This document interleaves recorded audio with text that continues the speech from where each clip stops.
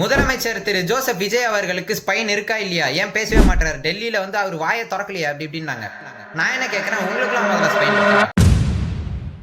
நிறைய பேர் வீடியோலாம் போட்டாங்க, எதுக்குப்பா பேசவே மாட்டீங்க, இப்பயாச்சும் பேசுங்கடா, நாங்களாச்சும் வீடியோ போடுறோம், நீங்க எதாவது போட்டிங்களா?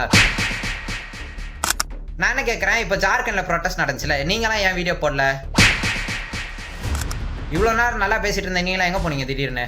அங்கே வந்து டெமோக்ரஸி டைட் அப்படி இப்படின்னு நீங்களே. ஜார்க்கண்டில் என்ன நடந்துச்சு? ஜார்க்கண்டில் ஸ்டூடெண்ட்ஸ் இத்தனைக்குமே வந்துட்டு அப்யூசிவ் லாங்குவேஜ் யூஸ் பண்ணல, ஆர்மியை வந்து எதுவும் தப்பாக பேசலை, நம்ம நாட்டை பற்றி எதுவும் அப்யூசிவாக பேசலை, ஒரு பீஸ்ஃபுல்லான வகையில் ஹங்கர் ஸ்ட்ரைக்கையும் நடத்தி அதே நேரத்தில் அவங்களோட ப்ரொட்டஸ்ட்லேயும் வெற்றி கண்டிருக்காங்க.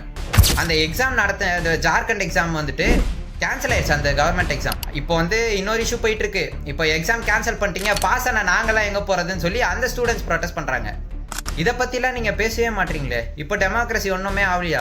அங்கே பேரிகார்டு போட்டாங்க அந்த ஸ்டூடெண்ட்ஸுக்கு. பேரிகார்டு நார்மல் கூட இல்லை, கம்பியை சுற்றி வச்சு போட்டிருந்தான். கம்பி ஷார்ப்பாக இருக்கும், இவன் எங்கேயா ஏற பார்த்தானா குத்திக்கும், ஏற மாட்டானுங்கன்னு சொல்லி. அப்படி இல்லாமல் நாங்கள் லத்தி சார்ஜ் பண்ணாங்க, எத்தனை பேரை தலையில் அடித்தாங்க, ப்ளீட் ஆச்சு எல்லாருக்கும். அதை பற்றி யாராவது பேசினாங்களா? பேசலை யாரும். வாட்டர் யூஸ் பண்ணாங்க, அந்த வாட்டர் ஸ்ப்ரே மாதிரி யூஸ் பண்ணி அப்பயாச்சும் ஓடுவாங்க. டியர் கேஸ் யூஸ் பண்ணாங்க, டியர் கேஸ் பண்ணக்கூடாது பண்ணாங்க.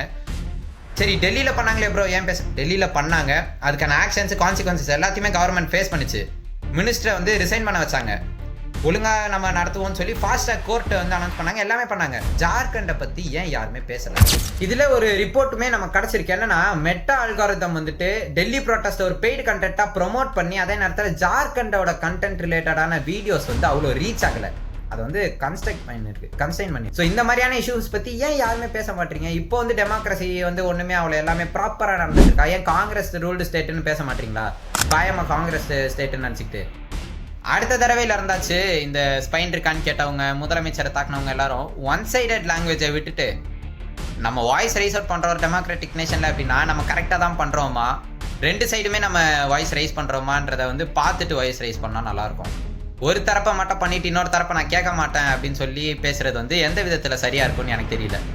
ஸோ இதை பற்றி உங்களோட எண்ணம் என்ன அப்படின்றத கமெண்ட் செக்ஷனில் சொல்லுங்கள்.